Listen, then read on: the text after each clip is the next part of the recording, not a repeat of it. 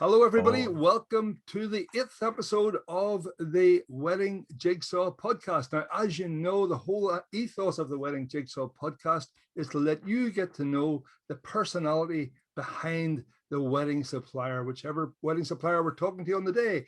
Now, today, we're going to be discussing the role of the wedding disco. And I'm delighted to welcome the founder of the Professional DJ company. He's also a radio presenter. He's a music producer. He's a sound engineer. He owns his own record label. And alongside all of that, he has time to run the Success in Action podcast. Please welcome Tony Walls. yeah. Tony, you're very welcome. Thank you very much for that introduction. That was fantastic, Donal. Well, the very obvious question, Tony, is when do you sleep? I don't know, and I don't know how my wife sticks me, more to the point. That's why she sticks you, because you're not there with her. You do it's a key to a successful marriage, if you ask me. Yeah, don't be there. That's what my wife would say. Tony, tell me, where are you based? Well, I actually just work from home. I have my own studio. I'm actually in my guide, which is a converted recording studio. I'm just in Crumlin, just outside of Crumlin, Donal. Brilliant. Yeah, so I would just kind of work from home. Most of my interactions with brides and grooms would kind of be online or over the phone, or maybe me calling down to them, and if it's easier for them. So that means you're 2 miles from Nuts Corner, which everybody knows is the center of the world. It is the center of the world, don't know. Definitely, yeah, definitely. I moved to Nuts Corner 26 years ago for that very reason, because you can get to anywhere in Northern Ireland within an hour and a half. And you can call into the market and get a Sunday burger as well. Yeah, and there's I think it's 6 roads off the roundabout, and every one of them takes them a different direction, which gets you to where you want to go, no matter where. You don't have to go near the town around. It's brilliant, absolutely brilliant. So, in terms of that, where do you cover, Tony? Is it just Northern Ireland? Do you go further afield, or what? I think when we first started, we would have travelled really up and down the country, right to the bottom of Ireland, the very top of Derry, Londonderry, and I think as times progress, we've started to get a bit more popular with the bookings, which I'm very grateful for. But we've been able to kind of be a bit more picky. And from that, we've kind of tried to keep it more around Northern Ireland. Now, I will travel down south if it's for a family, friends, or maybe from a family who's booked us previously. But normally I'll try my best to keep it within Northern Ireland, and we've enough work to get by. So yeah. Yeah, that makes good sense, you know. So tell me, which came first, all this production and recording, or presenting, or discoing? Where did it all start? Well, when I was 12, that's when I first started. It was on the old Techniques on the Fennel back in the old days. And I would have went, it was all dance music back then. And to be honest with you, I'm a 40-year-old raver. It hasn't left me. But I started playing in the clubs, and I traveled around Australia. And when I come back, I met my wife, Joanna, and started to settle down. And I still loved the DJing so much. So I started doing the mobile DJing, just traveling around West Belfast. And from there, started naturally leading into the weddings. And that must have been around 2005, 2006 when I first started getting into the wedding DJing. And from then, it kind of really just grew exponentially and just kept on doing it. Now, back then, I was working full time as well, so it was really just for the weekends. And then got into a position where I was able to leave full time employment and focus on the business full time, and that's where I've been for about the last 4 years, maybe. Right. Yeah. Now you've also done, and you still do, I think, some radio presenting. Oh yeah, sorry, the radio. So what happened? It was actually, I was driving in my car, and a Q radio was on the radio, and they advertised that they were looking for technical support workers.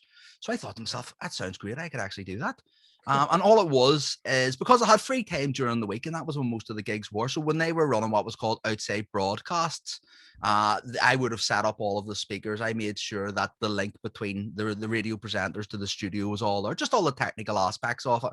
And that was really my job. But this is what made me want to get into radio, if I'm being honest, right? So you were working with the likes of Abe Sesse and Stephen Clements, God rest him. But whenever we were in places like Victoria Square, you would have had people like the perfume shop that were dropping off bags of perfume, and then you had Frasers that were dropping down pairs of shoes, and they were being very well looked after. Now the presenters would have had a wee squirt themselves, and if they didn't like it, they passed it to me, so I got the leftovers. But I thought to myself, do you know what, that looks like a good job. And everywhere we went, we got fed. well fed as well, you know. So I'm thinking I could do some of that, you know. So I fell in love with the radio presenting side of things. And I went and joined Lisburn FM, went and pitched the show to Michael Clark over there. He's a fantastic station manager who's helped me a lot. And from them more recently, I've went and joined a station in Belfast called Juice 1038 FM. Juice, yeah. Juice. It's more of a dance station, so I've got my own dance show now with them. It's only my second week tonight, actually. Every Friday from 10 on till 1 a.m. So it's it's starting my journey, getting more experience in different stations. I'm currently, I've applied for a competition, which is kind of a radio star competition, which is a worldwide thing. I don't think I'll get into it. I don't know if I've got enough experience, but you know, I'll find out. I think it's the 21st of May. They'll let you know who the top 25 people are. So fingers crossed. You never know. If you're not in, you can't win. Of course, you got to go for these things. Brilliant. So that's kind of one of my goals is radio present. Hopefully get into the commercial stations like Cool FM, Q Radio, Downtown, U105, all those. Right. And tell me about the studio thing and the record label. The record label, we started it must have been about 8 years ago, just a group of friends who shared the same passion in dance music. And from there, about 2 or 3 years ago, me and another friend took it over and kind of revised it again and relaunched it. So it would be dance music primarily. So I produce my own music as well under an artist alias called Feed Me Groove. Feed Me Groove. Feed Me Groove, right. And the reason I came up with a different name is because I didn't want people booking their weddings thinking, right, Tony Walls is doing all this mad dance music, let's not book him. So I had to come up with an alter alias almost. So that covers the whole dance music side of things. But so we would release records or releases from around the world on different platforms. We've had a lot of success in different charts and big DJs supporting us. Which is going really well, but I would look at that as more of a hobby and something that I enjoy doing. You know, but I love it. I'm completely consumed by music. It's all around music and entertainment. I love it. Nothing wrong with that. Yeah. You know, music's a wonderful world. It brings people together. It really does. It really does. Definitely. Yeah. So Professional DJs as a company, how long have you been going? Just under 4 years as a Professional DJs. And I think for me, it was, I'd always, when I was a mobile DJ and doing the birthday parties, which naturally progressed into the weddings, I'd always enjoyed the weddings because they were brilliant crack. And there's a lot more planning involved in it, which I kind of loved getting down into the nitty gritty. But back then I was working full time, so I couldn't commit to anything other than really Friday or Saturday. So I'd realized that it started to get quite a lot of bookings in advance. So when I'd worked as a corporate trainer previously, and I was able to look at my diary and say, right, look, you know what, I can take a chance here. I've got bookings which are secured by deposits, so I can work out roughly what I could earn over these months. So I sat down with my wife, and she was behind me 100% and made the decision and jumped from full-time employment into full-time self-employment.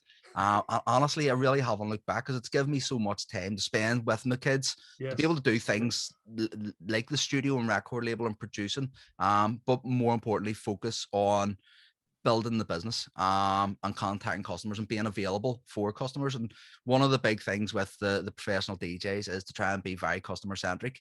Whenever I was a corporate trainer, we would have done quite a lot of customer service training. So I have a good understanding of how of putting yourself in a customer's shoes and trying to understand where they're coming from, as well as what services they really need. And so even our tagline of the business is we put our customers first, and we'll try to genuinely do that at the core of everything that we do. And it's like me and you were both having a wee quick chat before the podcast, and there's been a lot of times in the past where you're kind of doing things to help people outside of your remit just because you can. Yeah, of course. You know, I told them the experience. You have the experience. The bride and groom haven't. That's right.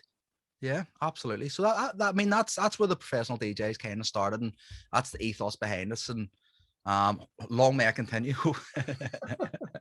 Well, the other question there, it comes out of something you said there previously, that you're starting a radio show on a Friday night, and you call it Professional DJs. So I assume if you're not available, there's somebody else. You've more than one. There's more than just you.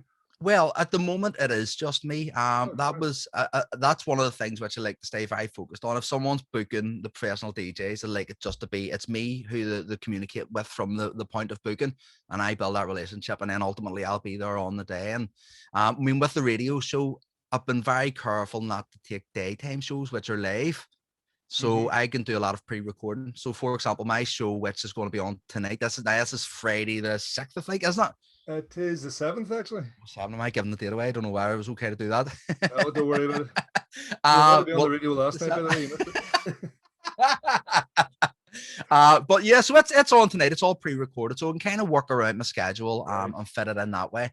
Yeah, so it works pretty well. No, but I would be the only DJ. That would be something which I would be very focused on. I mean, there may be occasions in the future where I'm unwell and I'm unable to perform. And in that instance, I'll contact the bride and groom, be very clear with them and make sure that they're happy with somebody who I could get as a replacement that has worked alongside me before and kind of gets the whole ethos of the business and the whole structure of our night.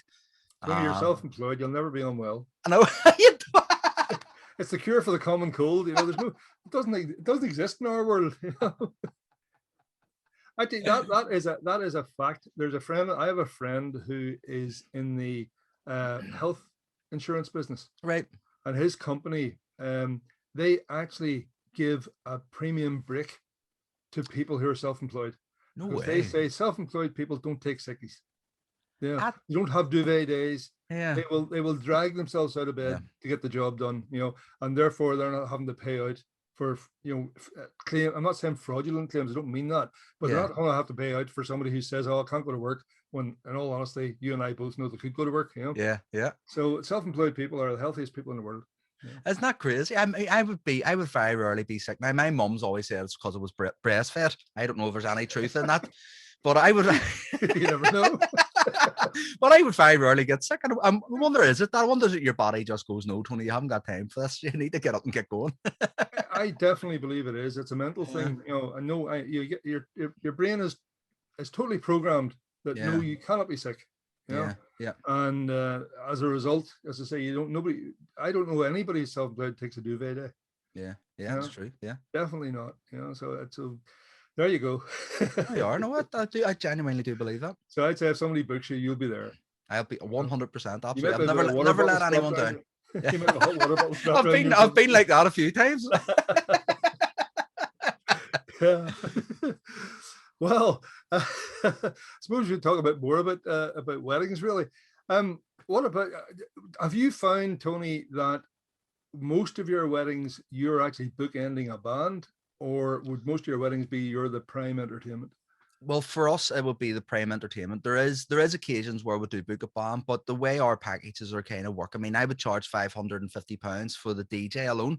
But when you book that, you also get the photo booth, which is normally £230, but we add that in for free. Right. So you're getting your DJ and your photo booth for £550. So when someone books us after a band, it's difficult to try and split up. And the advantage of working with the photo booth is that I'll always have another member of staff on standby to help out with things in the wedding, as well as managing the photo booth. So it's difficult because then you have to pay another member of staff to come out and help with the DJ equipment. And it's just, normally I try to avoid after bands, but I do work with some bands. I would get regular work with them. And in those occasions I would kind of go out with after a band. Yeah. Well, that's good to know, because I mean, there's quite a number of brides and grooms who aren't going for a live band. They want the DJ. Yeah. And obviously it also makes the wedding a lot more cost effective as well. Well, I mean, that's the thing. I mean, I've started to see, I think maybe as younger generations are coming through, you would get speaking to a lot of brides, mostly brides, like you had said before. And they're like, Tony, I don't know whether to get a DJ for the full night or my mum wants a band. Or, you know, and I think it's, and not to take away from bands, because when I'm at a wedding, I love listening to live music. I totally appreciate and respect each individual musician who's invested so much of their own time in their art and their skill, and it's a phenomenal ability. But I'm starting to see, well, maybe I suppose it's probably, I'm only really seeing a lot of couples that are more interested in just DJs, so I'm probably not seeing the other side of it. But I mean, there wouldn't be any shortage of new brides and grooms that are coming and booking a DJ for the full night. I think I mean, from our perspective, I mean, I love my Motown music. I love my 70s music. And as you can probably tell, I don't really shut up. So whenever I get a microphone, I like to I like to have a bit of banter and a bit of crack. And if someone comes up and asks me for a request, I'll get their name. And I'll take a note of that person's name, and I'll have a bit of crack with them throughout the night. So you sort of get to know people in the audience. I'll get the microphone, I'll go down, and people will be singing just off the cuff, wee stupid things that have a bit of crack and kind of bring the room together a wee bit more. So I think from doing that, naturally, more people have went, you know what, that's catering to the older group who would normally enjoy a band. They're getting what they need out of this DJ. And then later on in the night, you're getting all your hits, your charts, and then later on in the night, you have your wee dance section, your old school, and of course, if that's what people want to go by. And then, but I would try and add a bit of a cabaret element into it as well, where there's different games, and I think as well with brides and grooms, if they were to see something on Facebook or YouTube, and this happens all the time, where someone goes, Tony, look, I've just seen this on Facebook, and they sent me a link. I mean, I would be comfortable enough to just go, right, let's do it. Let's add that into your entertainment package, you know, and kind of build it up around there. So I think DJs can offer something maybe a band can't. Well, DJs who are comfortable with a microphone can create that kind of atmosphere. Well, can create that atmosphere in a room, and if you do it right, can really bring a room together, and everyone kind of feels involved in the crack and the banter and the atmosphere. That's what I have found, anyhow. No, I think you're right. It's all about personality again. Yeah, that's what it comes down to. Yeah. So whenever when you first, I mean, a couple phone you up, right? Yeah. What happens next? Do you arrange to meet them, or what do you do? Do you do it over Zoom? Do you not? Or do you just discuss it on the phone? What happens? It depends, really. I mean, I think it's really down to the customer's preference. Some people like the face-to-face interaction, and I prefer that as well, because I think when you do meet people face to face, you have a different level of rapport with a lot of people. But I mean, I think nowadays, because you're starting to see a younger generation coming through, I sound so old, don't I? You see a younger generation coming through who are so used to social media and interacting through messaging services that they fully trust that service. And they're more comfortable with that service. So I mean, sometimes it's messages through Facebook, and it's building that level of communication there. I'll always, at the very least, try to call the bride and groom. Well, I will call the bride and groom around about 1 week before the wedding. If I can get the opportunity to call to someone's house, if they're comfortable with that, I'll take that. But failing that, it'll always be a phone call, or like you had says, like Skype or Zoom. Just to really touch base, let them hear my voice, get to know them a bit more, and see and try to understand what type of people they are, what way they want their wedding to go. You know, are they going to like games? Do they want that sort of banter? What will they be offended? Is there songs they don't want? You know, and just really build a good rapport and relationship, and plan their night. So, you know, if a bride and groom comes up to you and says, look, I definitely want these half a dozen songs on the playlist, and you look at them and you know from your experience, God, they're going to empty the floor. You know, what do you do? Well, I would just be honest. I mean, I think when you've built a good relationship with someone, because I would try to be so customer centric, and try to make the process as easy as possible. People, I think right away, people will drop their guard and they feel like they can communicate with you a little bit easier, and as a result, you can communicate with them. And I think whenever you are being open and honest with someone, they're not going to take it offensively. You know, if you're just saying, look, great song choice, and most of them are fantastic songs, but like you say, they don't fit into the kind of the wedding playlist. So you would just say to them, look, here's these songs here, fantastic. When do you want me to play them? These wouldn't really be big dance floor fillers. Are you okay with that? And just really kind of ask to just share your experience. And if they still want to go ahead with that, absolutely. What I have found, sometimes you will. Sometimes, I mean, I've been sent hundreds of songs on the playlist. I'm sure. Sometimes, see, nowadays as well, what you can do is, if people are using Spotify, they can create a wedding playlist in their Spotify, and they can send you a link. Now, I'll have Spotify simply for requests in case I don't have songs. Normally, everything's already in my software. So they can send me a link, and I can have a look through that playlist. It opens up in my Spotify, and then I can go through all of my software and add everything into their own wedding playlist on the software itself. But sometimes it's like they must fire 3 or 4 songs in a day for 3 years. And it's a huge playlist. And you're like, right, okay. So, but what I have found is most people are flexible enough, is that they'll say, look, you know what, Tony, fit it in where you can. You know, Some people, sometimes songs mean Of things to course. people. You know, it might Yes. be a family member Yeah. that, Yeah. it reminds them of something, and you know, so it's important to get them songs. And if it is a case, and they're saying, right, well, look, if you can play X amount of songs, I'll go through the list and say, but which ones are really important, which ones do you definitely want on, and then I can put a wee star beside them and make sure them ones are definitely getting played. That's good. That's brilliant. Oh, thank you. Yeah, you'd be there for a 3-day wedding with some of the lists, I suppose. Listen, So, it's a bride and groom's day, and they're paying for it at the end oh of the yeah, day, aren't they? yeah, That's it. fair enough. Yeah. So in terms of kit and so on, Tony, I mean, what size of kit and rig and so on are you putting out? I've got a couple of different setups. I've got, if it's a huge venue, I've got a big VK setup, which Hmm. will fill most spaces. Two big 18-inch bins, Hmm. and two tops. Over at the start of COVID, I upgraded my system again. I've got two brand new FET speakers. I don't know if that means much to anybody, but they've got a huge amount of bass in them. Yeah. They're world renowned for this purpose. So Mhm. that will cover you taking the big bass bins with me, because they're bloody about 50 kilo each. Oh, I know. You remember Been those there, done days? Yeah. that. So this here, it slims it down, but it doesn't take away any of the impact of the sound. Good. And then lighting as well. I wouldn't.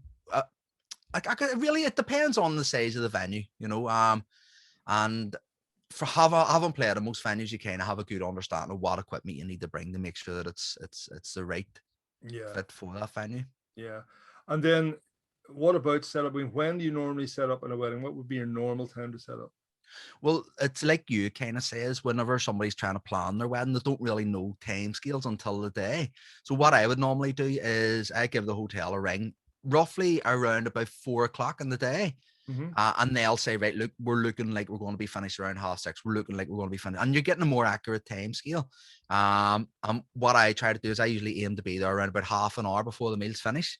Yes. So if possible, we'll load everything in the wee side room out of the way, so Hmm. we can just get straight in and get set up.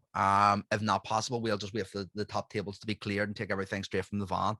Hmm. Setup times normally between half an hour and 40 minutes. But Not bad. we would inform customers it could be up to an hour. Yeah. So normally what we'll do is, if I've usually got someone else with me who does the photo booth, we get all the equipment in, we get the DJ stuff set up first, get the music going, get the Yeah. background music, get the guests back in. And then the other guy will go and get stuck into the photo booth. But I mean, this is one of the things which a lot of brides see, this is where your service, I think, comes in amazingly. And we've crossed paths, but my busy time is your busy time, if that Yeah. makes sense. Because I'm Yeah. setting up whilst all the guests are out enjoying the Mhm. casino, which you Mhm. guys bring. Yeah. And I think that's an amazing service, because a lot of brides and grooms call and they're like, Tony, can you set up before the dinners, so whenever everyone's finished their meal, like, there's something to entertain them, something to pass the time until you and get going again. I think there's 2 points to that. One, the service you provide is the best in Northern Ireland. Because I know I'm genuinely not just saying that because I'm speaking to you now, because when you do walk out into a foyer or wherever you guys are set up, everyone's laughing, everyone's there enjoying themselves, everyone's looking over each other's shoulders to Yeah. see what's going on, and they genuinely love it.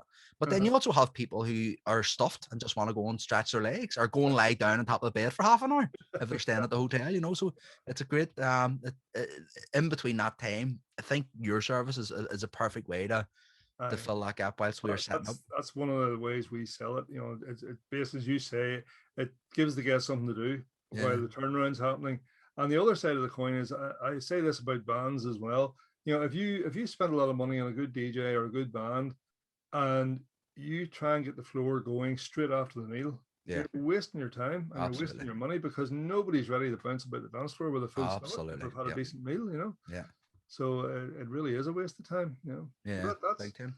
fair enough, no problem. And I mean, I take it, as being we're in what, 2021 now, is everything on computer, or do you still have any old school vinyl and stuff like that?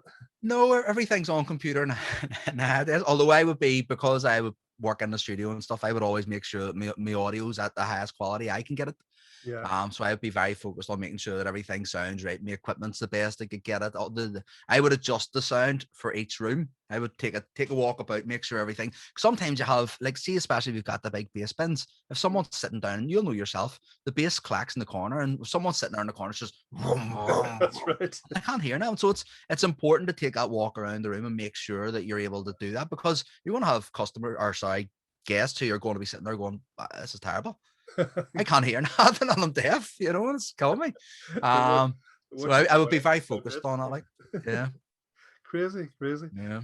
And I mean, okay, we've talked all about I'm talking really about the DJing and the things. I mean, if I was to ask you an obvious question, how do you differentiate yourself from other DJs who are out there? Now, I know you've got experience in the radio stations and all that sort of thing, but what would you say to a Bride? If Bride came along and said, Tony, why should I hire you as opposed to Joe Blogs up the road? What would you say? I think it's the crowd interaction. And just it's a hard question. It's like when you go to get a job interview and they go, "Why should we hire you?" Sorry, I didn't mean to throw. No, you're right, because this is what it's all about. I think, I mean, I would be quite comfortable on a microphone if I was to see someone do something stupid. I'd grab a microphone quickly and I'm having a bit of banter and everyone's having a laugh, but not to the point where it'll offend anybody. To the point where it'll get everybody involved. And I think one of the unique things with me is because I am comfortable doing that, because I've spent so long kind of as a public speaker and stuff. I can create an atmosphere in a room, and it almost feels like it brings people together. It's hard to try and quantify, but it creates an atmosphere, and I think that's one of the things, as well as that, because it came from the dance music world. Dance music sets are very much structured. You start off quite chilled out or at a certain category of music, and then you gradually build it up as the night goes on. So I'm very aware of the music I'm playing. You know, when I'm fitting requests in, there's absolutely no problem at all. I'll section off 20-30 minutes for requests. But I'd be very conscious of how the music flows throughout the night. And I would have I would say I've nearly got a formula which works. But obviously it has to be very fluid and flexible, because each bride and groom is going to be different and each crowd's going to be different.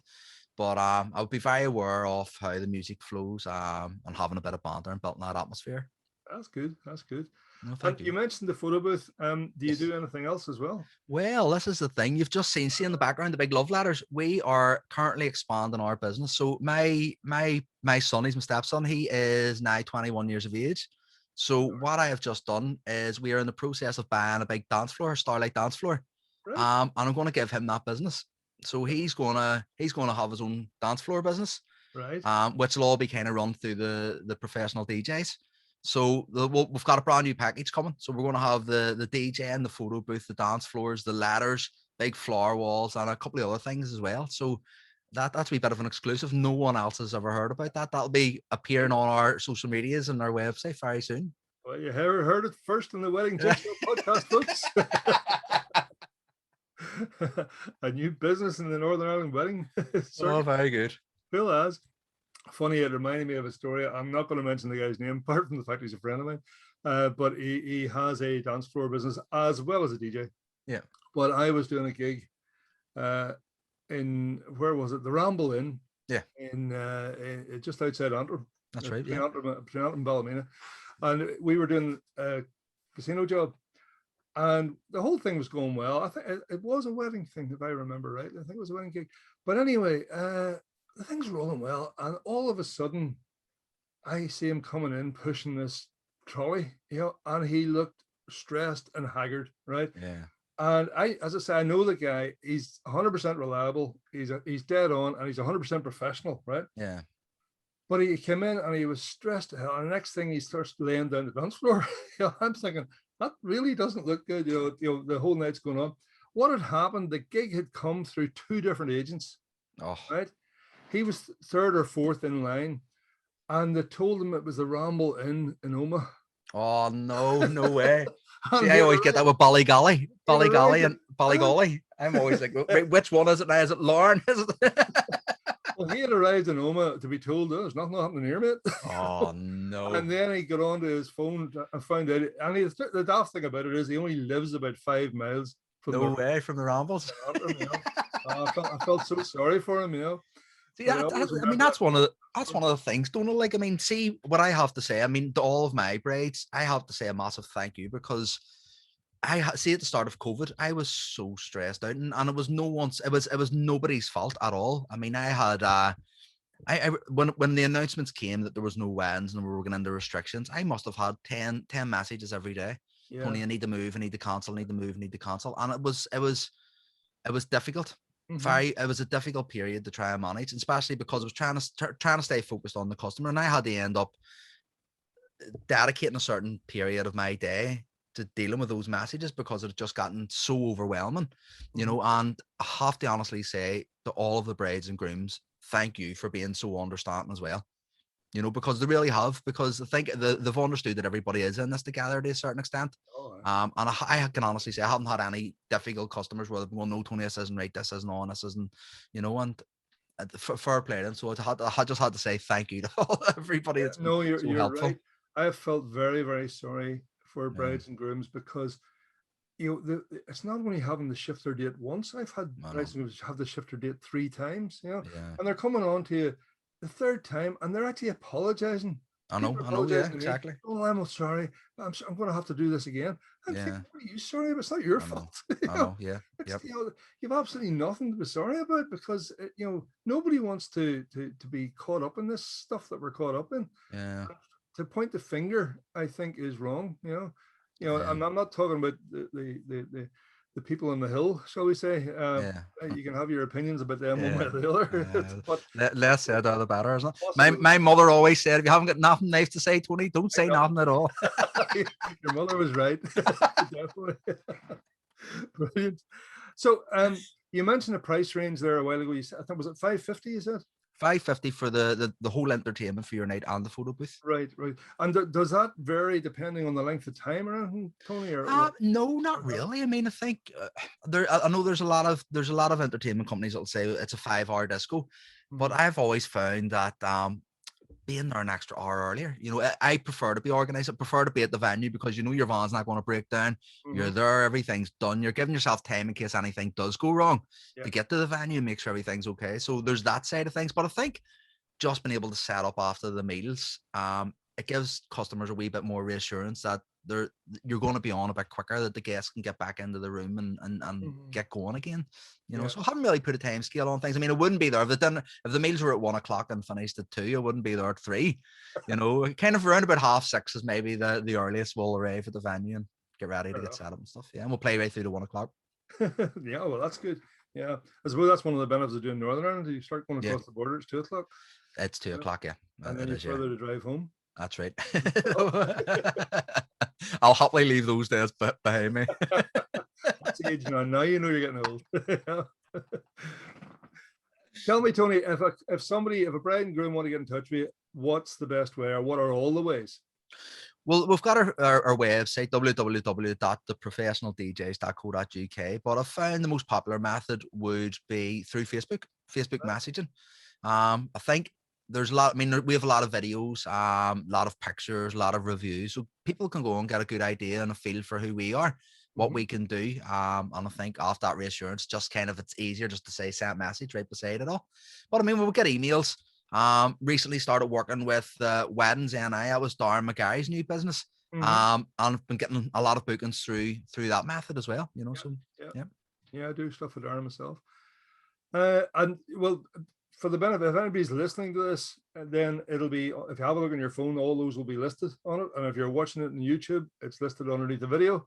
So don't worry, you'll have all the ways of contacting Tony attached to this podcast. Last thing I want to ask you about, I was on your website and you have this button, marriage advice, and I thought, Tony's going to give brides and grooms some advice here. But no, I was disappointed. It was you looking for marriage advice, and I thought, what on earth is that about? Right, very, very good. So basically what happened is we were at a wedding, and as part of their invitations, they had sent out a marriage advice card.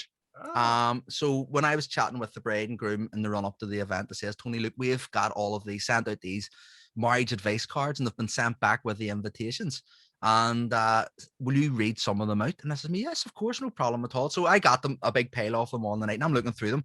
Now, I'll not go into granular detail, but some of the questions was, to have a happy marriage, you must. And you can probably put the next part to that. So it was basically people's friends and bridesmaids and stuff giving them marriage advice.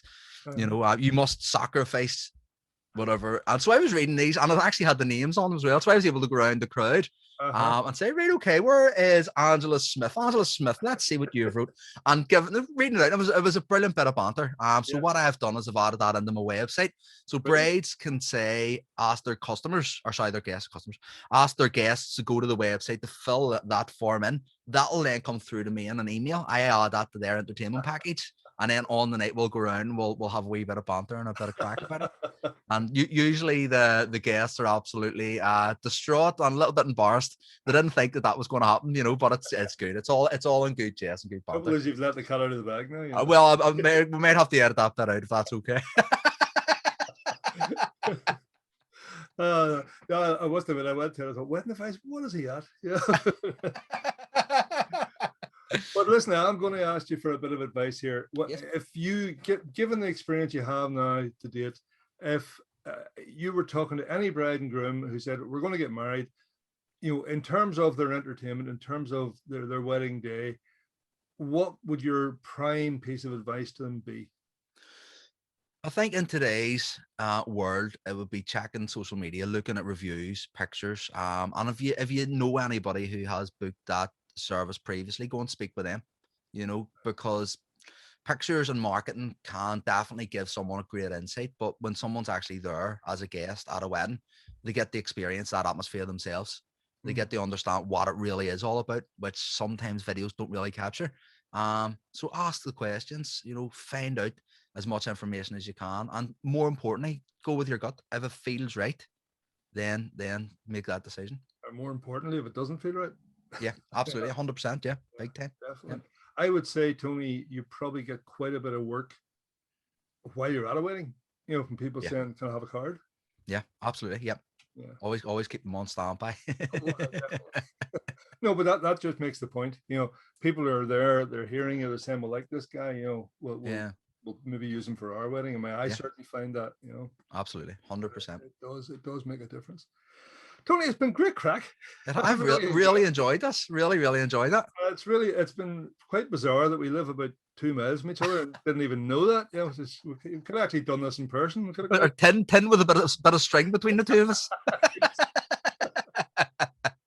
Absolutely.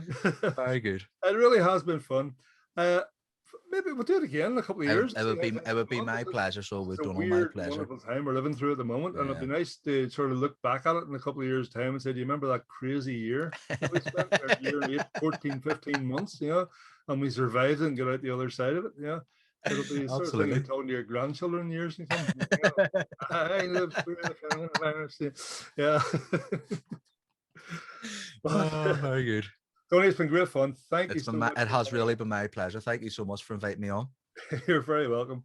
Folks, that's it for this episode of the Wedding Jigsaw podcast.